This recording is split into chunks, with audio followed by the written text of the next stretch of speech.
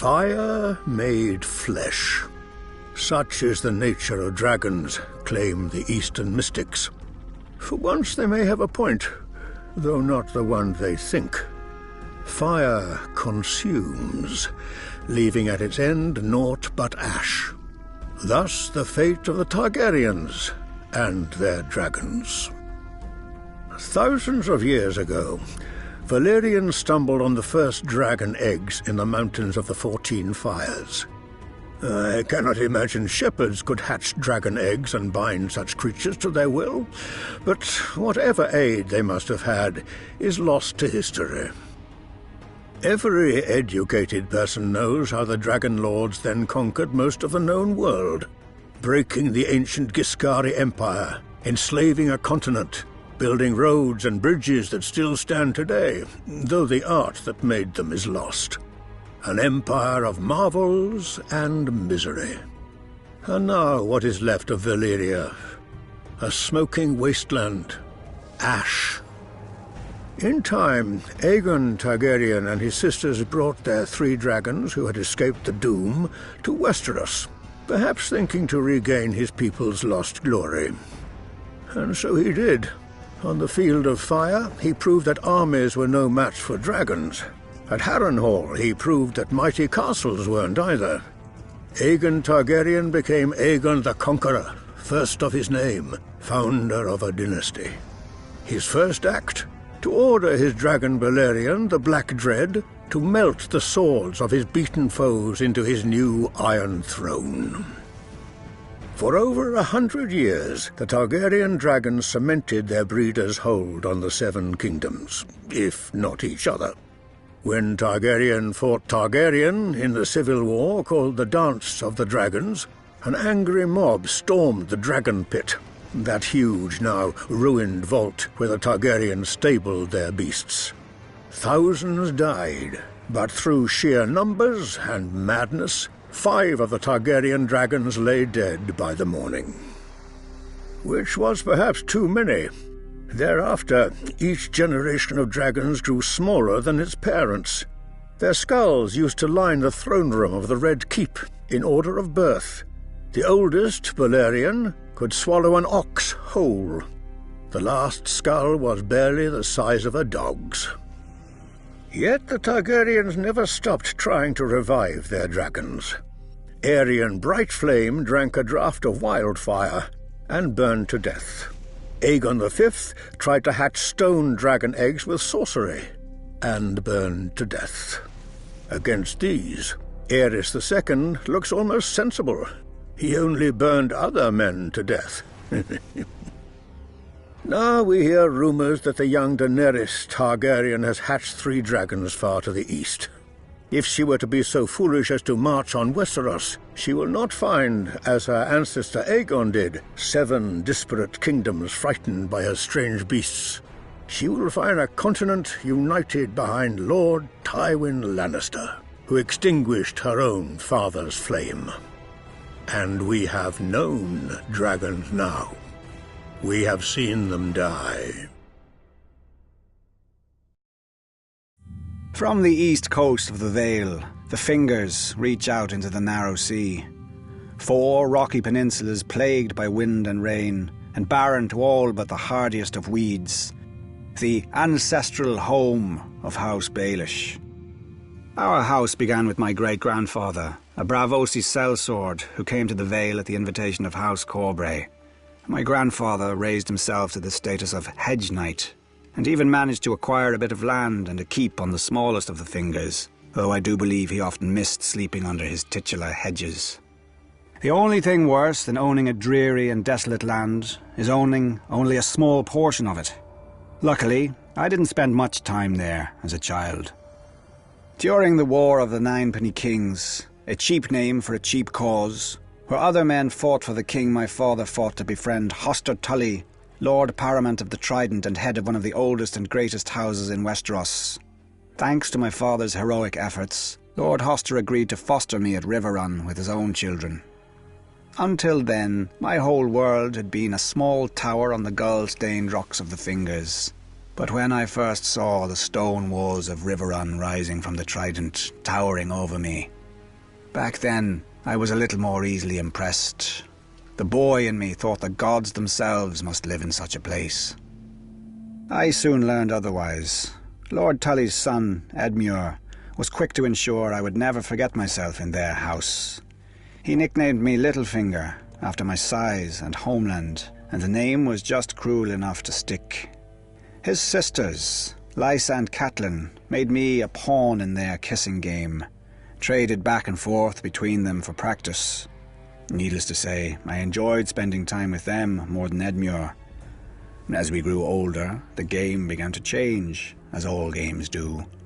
Lysa grew more bold, and Cat more demure. When Lord Tully announced Cat's betrothal to a brute from the north whom she'd never met, I realized her duty would outweigh any feelings she had for me. Fool that I was, I challenged this Brandon Stark to a duel for her hand. He was a warrior, I was a boy.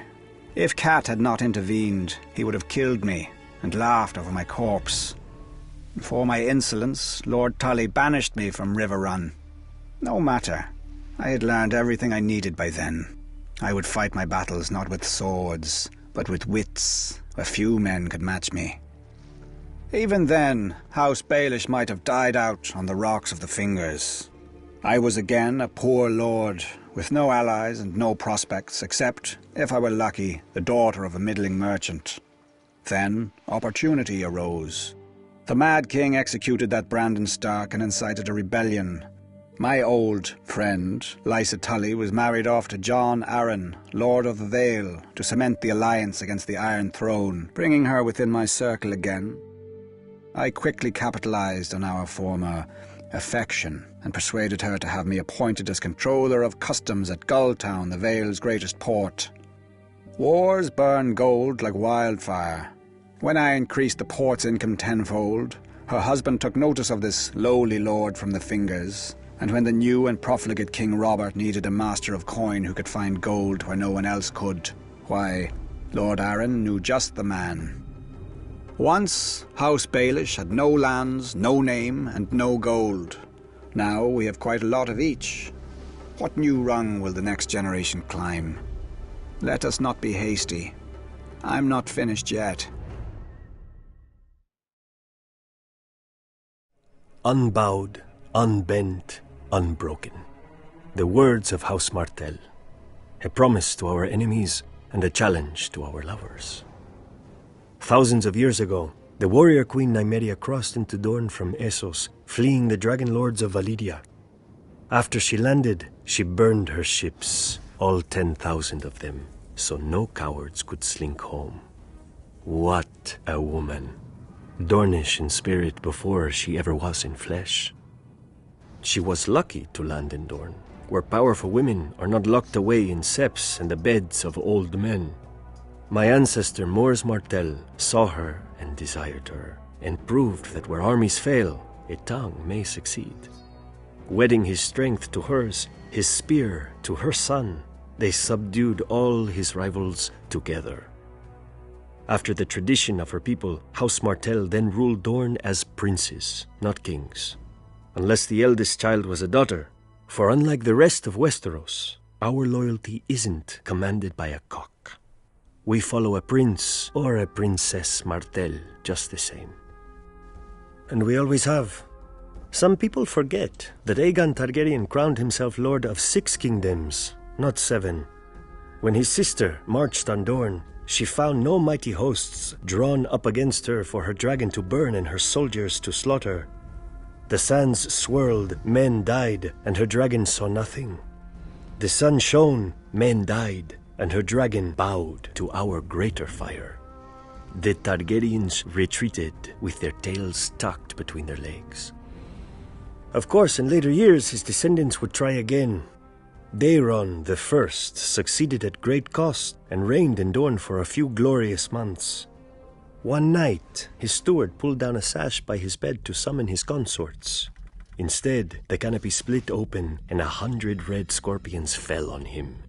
He was a Tyrell. You would think he would be used to getting stung. Within a fortnight, House Martell again ruled a free Dorne. Eventually, After centuries of courtship, House Martell got into bed with the Targaryens.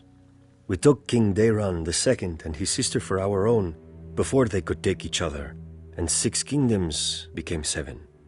Even now, I do not blame my ancestors. One look at those long, silver locks.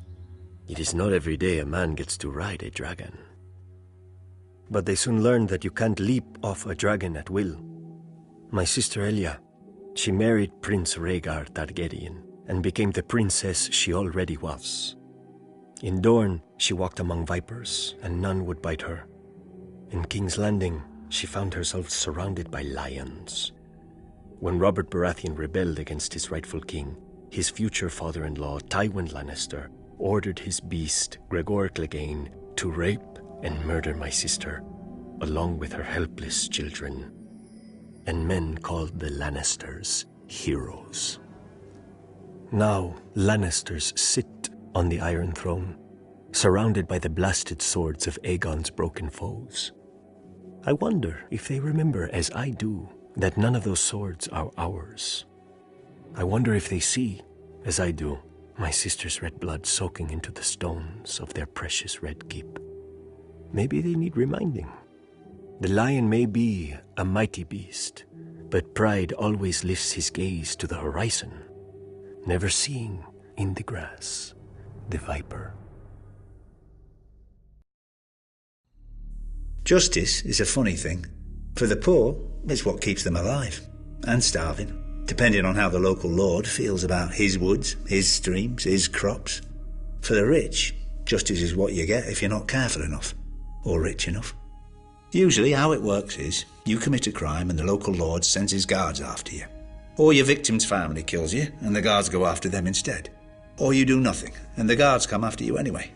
Either way, someone is brought before the lord and he decides what's to be done.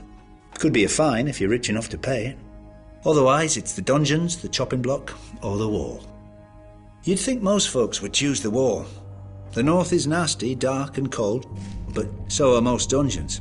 And every man knows how the Night's Watch earn their name. All they can do is watch. I don't blame the men who choose a quick chop rather than life without one of its few joys. If you're in the capital, it's the King's Justice who takes your head. Elsewhere in the south, the headsman of the local lord. But in the north, it's the lord himself. The man who passes the sentence should swing the sword, they say up there. Sounds noble, but given some of the northern lords I've met, they just don't want anyone else spoiling their fun. If you're so unlucky to be in the Vale when you're caught, you might never make it to sentencing thanks to their sky cells. Open on one side to a long fall, with the floor sloping down towards it like a woman's thighs. After a few days, they say the sky starts calling to you. Men jump with smiles on their faces, expecting the wind to lift them into the sky. It doesn't. To think Lord Tyrion was one tit-shaped cloud away from death. Lucky for him, he was highborn. If your family honour goes back hundreds of years to a time when your ancestors hit other men harder than they were hit, you have another option. Trial by combat. You either fight your accuser, or you both pick champions to fight on your behalf, and the gods will favour the righteous man. As long as he's also the strongest, the quickest, or the luckiest. Once in a long while, you may get 2 real high-born shits having a go at each other, and one of them might be fool enough to demand a trial by 7. Exactly how it sounds. 7 men against 7 men. Makes for a good show, I guess. But any man who's been in battle knows that the more men involved, the less skill needed, the more chance of accidents. Just ask that Targaryen prince who got his head staved in by his brother all those years ago. And all for some hedge knight. If you ever find yourself arrested in the 7 kingdoms, just remember that justice is up to the judge. Beg him for forgiveness, or pay him for it, or ask to be allowed to take the black. But remember that he doesn't have to let you. There are plenty of lords out there who think hands and heads are great decorations for their spikes. The Septons claim that justice is of the gods. Nice of them to keep it up there to themselves. Any man who calls a poison a woman's weapon is a traitor to his fellow men. A dagger, arrow, axe, these are the arms of passion. But poison is cold, calculating. Poison is the thought that wakes you in the morning and lulls you to sleep at night. You watch your victim die 1,000 times before you ever offer him that fateful taste. Is a man's hate so inferior to a woman's that we are to be denied such a weapon? When I was a boy of 16, a great lord caught me with his mistress. He should have been honored. Instead, the fat old fool challenged me to a duel, thanks to my age and status, only to first blood. But his mistress and his wife warned me which of my parts he intended to draw first blood from. He was strong and fierce, but slow. I caught him quickly, and the duel ended with honor satisfied. Then his wounds festered, and he died. Ever since, men have called me the Red Viper, a name that never fails to draw a laugh from me, as if a single serpent was all I knew of venom. Essence of nightshade is the gentlest of poisons. A drop dissolved into wine will slow a pounding heart and stop a hand from shaking. 3 drops will grant a night of deep and dreamless sleep. 10 drops, and you will have a sleep that does not end. Basilisk blood. It will give cooked meat a savory smell, but if eaten, it produces violent madness in beasts as well as men. A mouse will attack a lion after a taste of basilisk blood. But to a man who knows his art, is not passion a form of madness? Widow's blood forces a man's bladder and bowels to fail. He drowns in his own poisons, a slow and painful death. It has earned its name many times, I am sure. The tears of Lys, a rare and costly poison. Clear, tasteless, and odorless. Dissolved in wine or water, it eats at a man's bowels. He dies in agony, which will not appear unusual if the victim is old or sickly. A favorite tool of impatient heirs. Across the world, on certain islands of the Jade Sea, grows a certain plant. The leaves must be aged and soaked in a wash of limes, sugar water, and certain rare spices from the summer isles.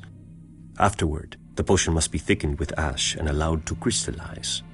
The process is slow and difficult, the necessaries costly and hard to acquire. The alchemists of Lys know the way of it, and the faceless men of Bravos and the maesters. Dissolved in wine, it makes the muscles of a man's throat clench tighter than any fist. A victim's face turns as purple as the little crystal seed from which his death was grown. And so we call it the Strangler. Which of these vials would I take from its shelf, you may ask? None. To kill a man at his table or in his bed bores me. To toil hours over a boiling pot, measuring and stirring, bores me. How life begins is always entertaining, and my kind must make sure its end is worth our wait. Twice the Targaryens tried to conquer Dorne with soldiers. Twice they failed. Only when the Dragon Kings came bearing husbands and wives did my ancestors relent and agree to join their 7 kingdoms.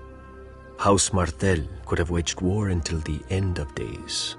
But how could we resist a peace we could take to bed? For centuries, the Iron Throne had no more loyal ally than the princes of Dorne. Since we had never fallen to them, we kept our ancestral title. Perhaps this is what drew Rhaegar Targaryen to us. His royal parents had not produced a sister for him to wed, so he had to look elsewhere for a princess. And there was only one in Westeros, Elia of House Martell, my sister. She was not the most beautiful woman in the world or even in Dorne, but rare for a woman from our land, her flower came with no thorns.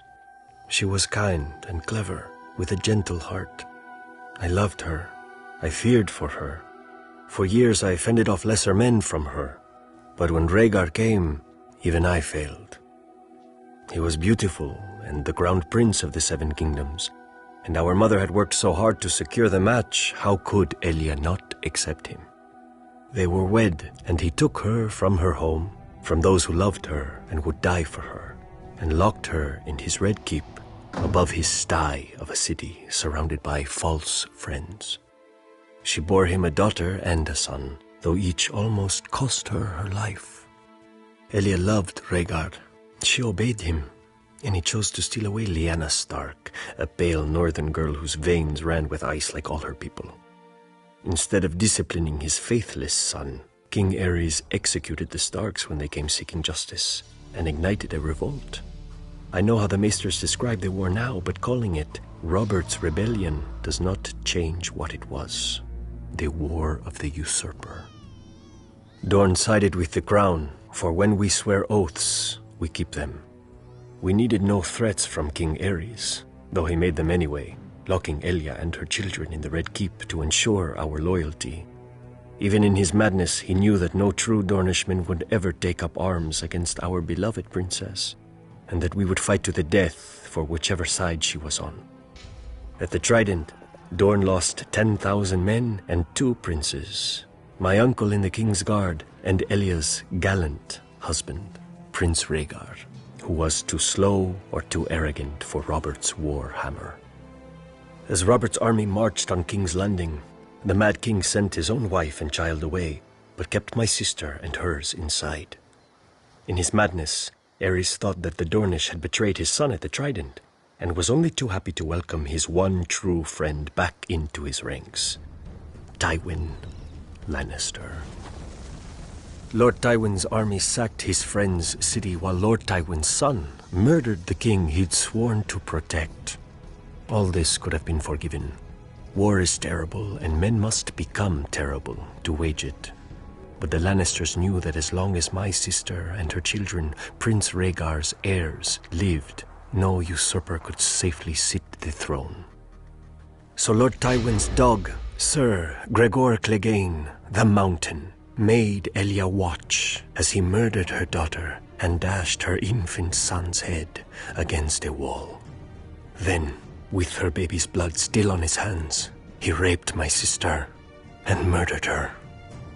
When Lord Tywin later presented their bodies to Robert Baratheon wrapped in pretty Lannister cloaks, I have been told the red color graciously hid the blood from men's eyes. The Targaryen stock of fire and blood. In Dorne, our blood is fire. If Robert Baratheon had dared set foot in Dorne during his reign, he would have lost the foot, and it is not even him we blame for Elia. The Lannisters think their gold buys them power. The Lannisters think their mountain buys them strength. But if they want peace, they cannot buy it with mountains of gold or one mountain of steel.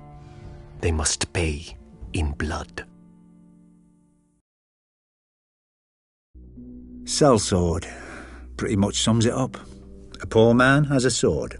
A rich man needs a man with a sword. Gold is exchanged. If the poor man knows how to use the sword, maybe he becomes the rich man. One way or another. I'm sure sellswords have a long and illustrious history, but if you meet a sellsword who knows it, best hire someone else. A sellsword should be good at one thing, getting paid to kill people. It's not an easy job. Most people try to kill you back, and at least a few of them know how. The ones that don't, well, they often come in enough pretty armour to ruin an afternoon. A lot of high lords turn their noses up at sellswords. They say they can't trust a man who sells his allegiance to the highest bidder. I don't blame them. Much cheaper for them to own an army from birth, either by people being on their lands or by their ancestors swearing a few oaths. But here's the thing. No sellsword has ever fled from the winning side. If your hired companies are running away from you, it's because you're not on that side, and you didn't pay them enough to die with you. Not that you could. Sellswords don't get rich dying for their lords. Sellswords don't really get rich. Some of the Eastern companies on Essos do fine. The Golden Company, the Second Sons, the Windblown. Always a bit of fighting to be had in the free cities, even if those merchant princes can be as tight as an old man's cunt. But then you're stuck in the heat and dust, hoping some dumb rich prick doesn't try to hire your company to fight Dothraki, because your dumb greedy captain would probably take it. Hedge knights, now, are a different breed. Take a sellsword and remove the sense. They get their name from where they sleep, under the edges of the Seven Kingdoms, in ditches, in stables. They don't have the family name or the purse like real knights, so they spend all their money on armour and a horse, and ride in tourney after tourney in the hope of impressing some lord or winning some prize. One loss, and a lot of them are ruined. They can't ransom back their armour, even if they win, Think what a night's good for. Killing men. You know how you train for killing men? By trying to kill men. Not prancing round with a blunted stick, bowing and waiting your turn. Maybe you think I'm just insulting the competition so you hire me instead. Well, of course I am. So don't hire me. Hire a sellsword with educated heirs who tells you all about the great battles he's heard of. Or a hedge knight who's won a few tourneys starting to build his name. And the man you're fighting against? He hires me.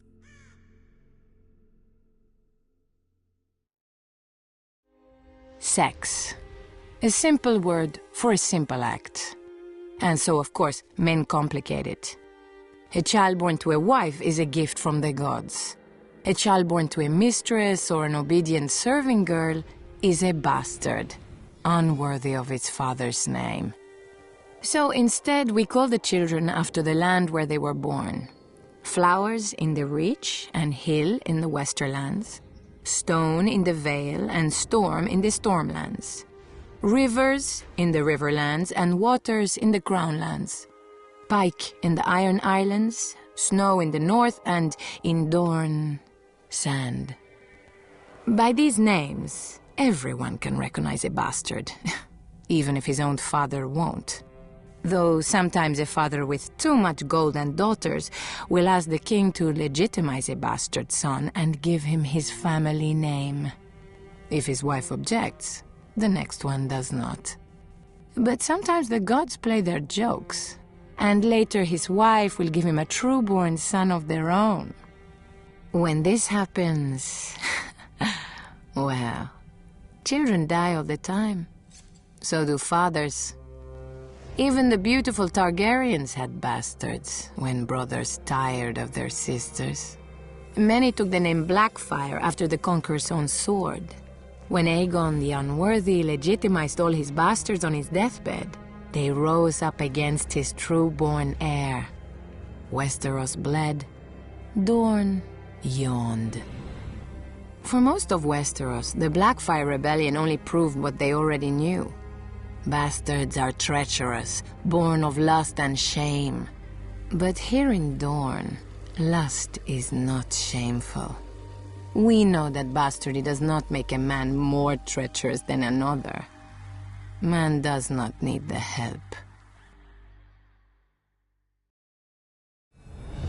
The Maesters tell us that Aegon came to Westeros with fire and blood, and hammered 6 kingdoms into one. Fire he undoubtedly brought, as the kings of the Rock, Reach, and Iron Islands learned.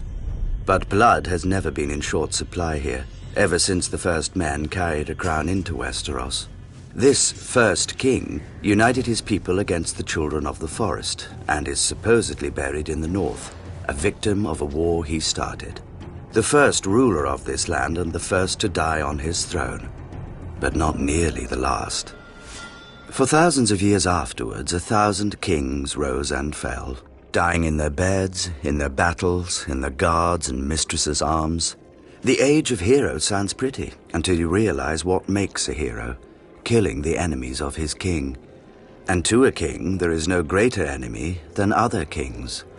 The Starks and Boltons, the Gardeners and Storm Kings, the Ironborn and everyone else. Even the mighty Targaryens were not immune from shortened reigns. Aegon's own son, Maegor the Cruel, was killed by the very Iron Throne his father had forged, if you believe the tales. If you don't, then perhaps the Cruel is not a wise name for a king to earn. Daeron, first of his name, tried to finish his ancestors' work and bring Dorne into the fold. For his efforts, he lost 60,000 men and his own life of 18 years. During the great Targaryen civil war known as the Dance of the Dragons, a king and queen each vied for the throne, dividing their house and its dragons against each other. Eventually, the queen was fed to her rival's dragon while her son watched, and the victorious king soon died of his own wounds. By the war's end, King's Landing was smashed, cities razed and sacked, never to be rebuilt, and dragons had faded from this world. Decades later, Aegon the Unworthy legitimized all his bastards on his deathbed. Inevitably, the greatest of these, Daemon Blackfyre, declared himself the rightful heir and ignited Yet another war for the crown. After much bloodshed, Daemon was killed by an alliance of his half-brothers on the red grass field. All the same, his descendants continued to threaten the Targaryens until half a century later, when Barristan the Bold slew Malus the Monstrous on the Stepstones, extinguishing Daemon's line. Given such an illustrious history, need we be so shocked by regicide? A war of 5 kings can end only one way, with the death of 4. Yet even in times of peace, a wise ruler knows that when men bend the knee to a king, too often they rise holding daggers.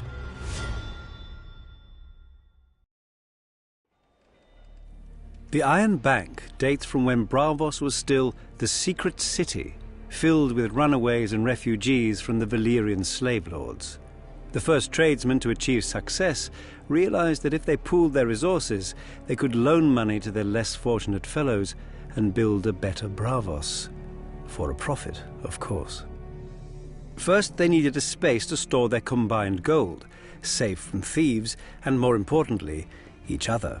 For the business rivalries that created their fortunes were not easily put aside.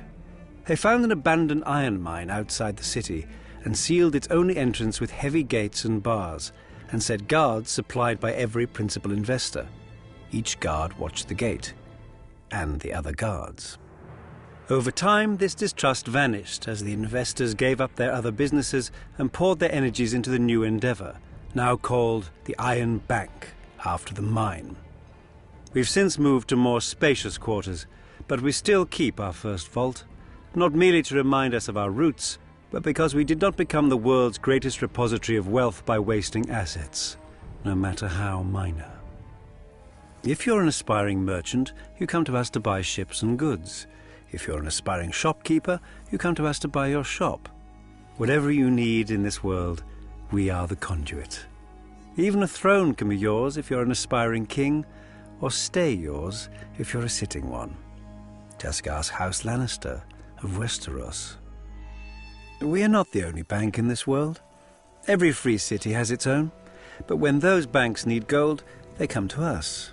We lend to princes, kings, merchants, and tradesmen.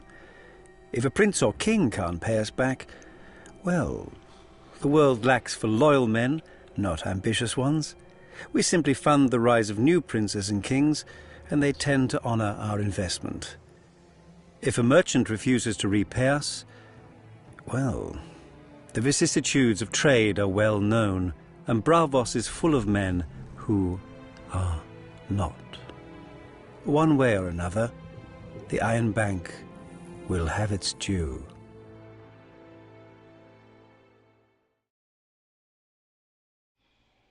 Most boys dream of becoming a King's Guard.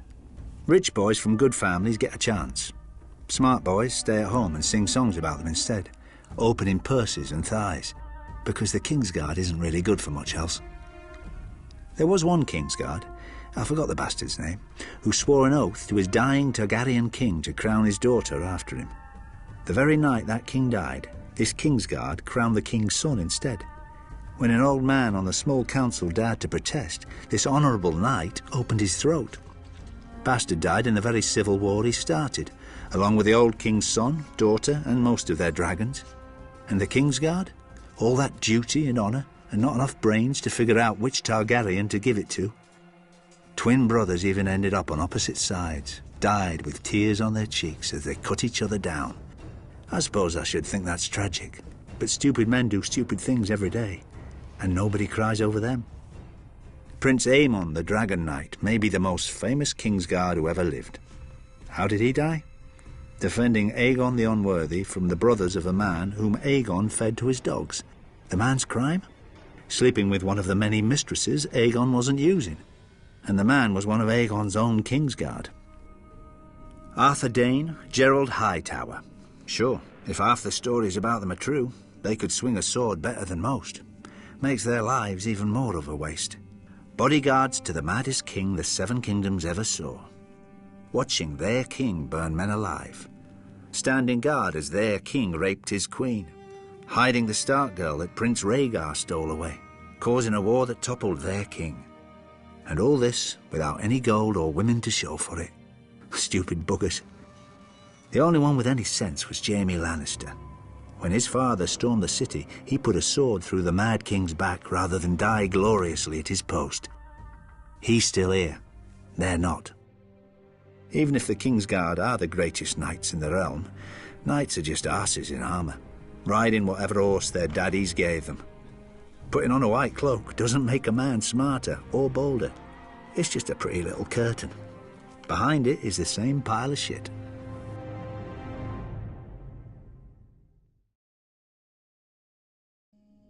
All boys dream of becoming knights. The boys with talent dream of becoming Kingsguard. The boys without talent, well, I wouldn't know. I remember the day the Lord Commander wrote my name down in the White Book, the official record of the Kingsguard. At 16, the youngest member ever to join. Knighted by Sir Arthur and Sir Barristan for valor against the Kingswood Brotherhood. An outlaw had decided to try his luck against a lowly squire. He wasn't using his head, so I took it off him. Shortly afterwards, King Aerys II, who hadn't yet earned the title of the Mad King, took me into his service. If I have ever been happy, it was that day. For centuries, the Kingsguard had been the glory of the realm. Aegon the Conqueror had established the Order as his personal guardians after uniting Westeros with fire and blood. He knew that some of his subjects wouldn't take to conquest, and his dragons were no use against knives in the dark. No doubt surrounding himself with the greatest knights in Westeros made his rule more palatable and less foreign as well. Everyone in his kingdom soon knew the names and sung the songs of the Kingsguard. I certainly did from my earliest days. Lord Commander Gerald Hightower, the White Bull. Arthur Dane, the Sword of the Morning. Barristan Selmy, the Bold. Prince Lewin Martell. Oswald Went, Jonathan Derry, and, soon enough, the boy prodigy, me. We protected the king and his family. We killed his enemies and led his armies. We gave him counsel when asked and kept his secrets when not. We swore to hold no lands, take no wives, and father no children, like the Night's Watch, except with a real job to do. Was I awed to see my name inscribed in the same book as my heroes? Of course not. I was 16 and brilliant. I knew it belonged there. Beside the name of Prince Aemon the Dragon Knight, who wielded the Valyrian sword Dark Sister. He died defending King Aegon the Unworthy from assassins, though the king had insulted Aemon throughout his reign and had well earned his fate, because Prince Aemon had sworn our oath. Beside the name of Sir Gawain Corbry, who duelled the Targaryen bastard Daemon Blackfyre for an hour during the Battle of the Redgrass Field, though outmatched and grievously wounded, because Sir Gawain had sworn our oath. Beside the name of Sir Duncan the Tall, who as a hedge knight broke several of Prince Aerion Targaryen's teeth while defending a Dornish woman. He later rose to Lord Commander and burned beside his king at Summerhall, because Sir Duncan had sworn our oath. And now, below the name of Jaime Lannister, you know how it reads. What I did, even though I had sworn our oath. That was years and a hand ago. When I joined the Kingsguard, I fought beside legends in the flesh. Their kind is dust now. And the men who have taken their place? Mud. Sir Boris Blunt, the Fat. Sir Meryn Trant, the Forgettable. Sandor Clegane, the dog who tucked tail and ran. Like mud, their names soiled the White Book. Almost as much as mine.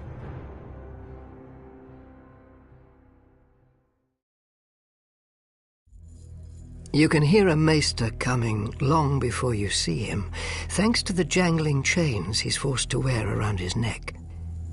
It's meant to remind him of his servitude, like the collar of a dog. He can't remove it, even to sleep. Each link signifies mastery, or at least what those withered old men in the Citadel consider mastery, of a different area of study. Gold for the study of sums and accounts, silver for healing, iron for war, black iron for ravenry, lead for poisons, and Valyrian steel for the higher mysteries. Only one maester in 100 forges such a link. Only one maester in 100 has the sense the gods gave a goat. Though I admit that no one has performed true magic in centuries. We sit in a room, mumbling over a candle of dragon glass, trying to make it catch fire. After a sleepless night of failure, we're supposed to admit to our own limitations. To win the link, we are supposed to lose our curiosity. I never did. In time, the Archmaesters decided more links were useless to a man who wouldn't be chained by them. They took my chain and expelled me from the Citadel. Their loss. The chain as a whole is supposed to signify the realm. One cannot have only lords or only knights. One needs farmers, smiths, merchants, shepherds, and the like. Like a chain forged of many different metals. An obvious and trivial point, disguised with pomposity. Much like the maesters themselves. They study without learning, and proudly pass down the same knowledge that was passed down to them, with no addition. Perhaps such is to be expected, when one considers the kinds of men who become maesters. The youngest sons of noble families, dutiful and timid, raised in the shadow of their older brothers. Or bastards and peasant boys whose minds are easily satisfied by the knowledge of their next meal. Because bold men will not be chained. They dare to ask questions that the maesters fear to answer. They will look at a living man and ask, how? And they will look at the dead and ask, what if? Wildlings. I suppose that's flattery coming from you southerners to kneel to a pig if your daddy did. We call ourselves the Free Folk. Or at least, most of us won't kill you for calling us so. Some will, aye. But that's just the way of it in the true north. Beyond your great white wall, where your laws and kingdoms end, and men live free. And die cold. For we live close to our land, and she's a terrible wife. Fail to obey her, and she kills you.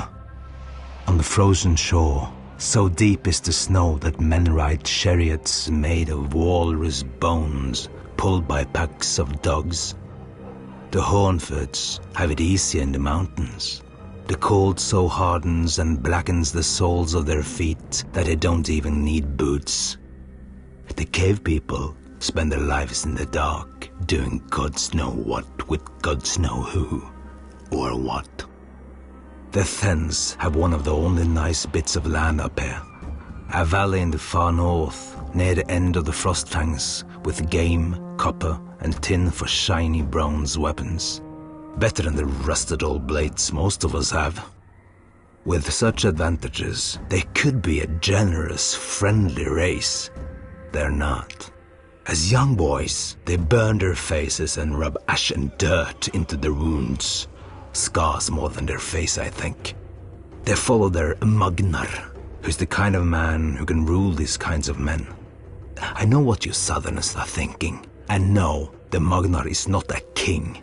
More like their god, though not one you'd care to follow if you don't sleep with your eyes open. Then there are the giants, a proud race as old as the Frostfangs and about as tough. They speak the old tongue, when they speak at all, though they understand more common than they let on. They're not the monsters you southerners think. Once I was caught in a winter storm so cold, I knew I'd freeze to death before it broke. Lucky for me, I stumbled on a sleeping giant, cut open her belly, and crawled right up inside her. Kept me warm enough, but the stink nearly done me. The worst thing was, when she woke up, she took me for her babe. Suckled me for 3 whole moons before I could get away. Hehe. Aye, but there's times I still miss the taste of giant's milk. I thanked the gods she was in a good mood, and lacked a husband. An angry giant, you want no part of that. Whatever our differences, one thing unites us. When we look south, we see hundreds of feet of ice piled high, manned by shivering crows in black cloaks, our wardens penning us up here, warning us away from warmer lands, softer beds, and prettier girls. but the cold winds are rising. The Hornfoots couldn't stand against them, nor the Thens, nor the giants. First they kill you, then they send your dead against you. We faced extinction, every one of us, but then man's raider came to us and rallied every nation of the free folk, as no man ever has. He was a crow once, and knows your ways. For thousands of years, we've sucked fear of your kind from our mother's teat. We've been on one side of the wall, and you on the other. No more. One of these nights, you're going to hear a knock on your front door. You best not answer.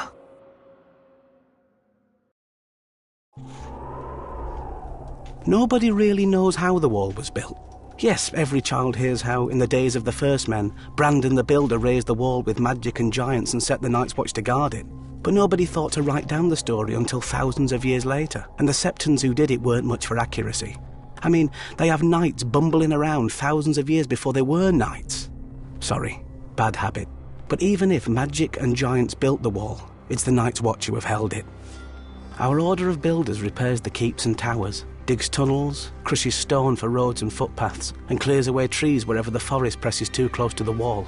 Or at least they would, if they had the men, and the tools, and the time. Long ago, when the Night's Watch was at full strength, the builders would quarry blocks of ice from the frozen lakes of the haunted forest, dragging them south on sledges to add to the wall. Now, it's all they can do to watch for cracks or signs of melt and make what repairs they can, without men, or tools, or time. The Order of Rangers is the fighting heart of the Night's Watch. They ride beyond the wall, fighting and trading with wildlings, surviving shadow cats and snow leopards. The Rangers are meant to scout out threats to the wall and return to report. And they did, back in the days when men could go north and come back alive. Now they just come back. The Order of Stewards keeps the Watch alive. We hunt and farm, tend the horses, milk the cows, gather firewood, cook the meals and bring supplies from the south. Not so heroic, I know, but since the Night's Watch doesn't starve or freeze, I guess we're the only order that still does everything it's supposed to. Without all of us guarding the wall together, well, it probably still wouldn't have ever fallen. Solid ice rising hundreds of feet into the air and running hundreds of miles to the sea. No army is smashing it anytime soon, which is why our enemies have never tried. Well, not directly. The brothers Gendel and Gorn, kings beyond the wall, went under the wall, through ancient caves buried deep in the earth. But on the way back they took a wrong turn and were lost in the darkness. People say that their children's children's children are still down there, looking for a way up, or for more food to find its way down. When our rangers found Arson Isaacs picking away at the wall, he was almost halfway through. The rangers decided not to disturb him and sealed the way behind him with ice and stone and snow.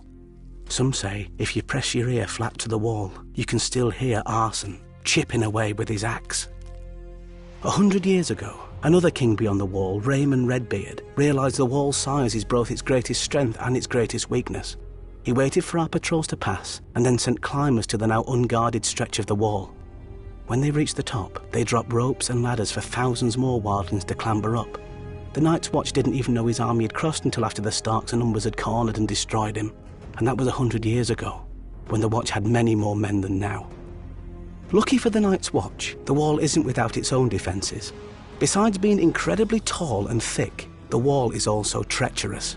Many times a patrol will find the broken corpses of wildlings who've tried to climb the wall, only for a piece of it to break off mid-climb, or to have their hold slip as the sun melted the ice just enough.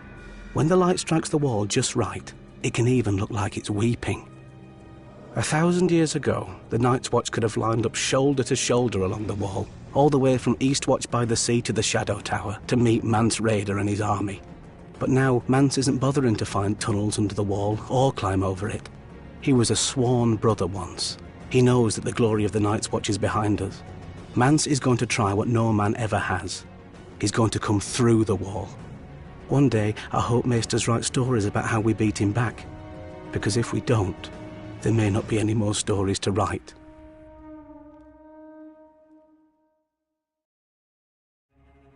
Iron chainmail and steel plate over the chest. Metal gauntlets over the hands and greaves over the legs. A visored helm over the skull. A knight in full armor can shrug off swords, spears, and axes, but Valyrian steel slices through his protections like so much cloth. As advanced as iron is from bronze, so is Valyrian steel from ordinary steel. Lighter yet stronger, and nothing holds an edge like it. If you take a whetstone to a Valyrian blade, you'll need another whetstone, and maybe another hand to hold it. Nobody knows how the Valyrians forge their steel. Less than a handful of smiths can now even reshape it. The process, like so much of their civilization, was lost in the Doom. Many claim they wove magic spells into the molten metal and blasted it with dragonfire. When you see a Valyrian blade, smoky and dark as if drinking in the sun and rippling with 1,000 folds, you may not scoff so loudly. The Valyrian steel that exists now is all there will ever be. Some survives in the citadel with the maester's chains, where a link of Valyrian steel signifies study of the higher mysteries, whatever those are. Some drifts through the world as prize daggers and jewelry for rich merchants. I've even seen a Dothraki auric. But much more of Valyrian steel lives on in the great houses of Westeros as their most treasured possession. A sword passed down from father to son for generations. Ice of House Stark. Heartsbane of House Tarly. Lady Forlorn of House Corbray. But even precious treasures can be lost. Aegon Targaryen's Blackfyre and Visenya's dark sister disappeared in Daemon Blackfyre's rebellion. A foolish king of the Rock took House Lannister's Brightroar to Valyria, and neither blade nor man was seen again. And then there are the swords that are not lost, but lose their owners. For 5 centuries, Longclaw was the pride of House Mormont, my house. Even penniless and in great debt, I chose to sell men rather than the sword.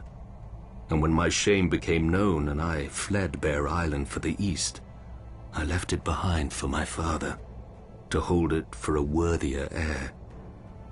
Valyrian steel is a wonder of the world, sharper than wits, truer than men, rarer than virtue. But even its edge cannot cut so deeply as a son's failure, nor its value match that of redemption.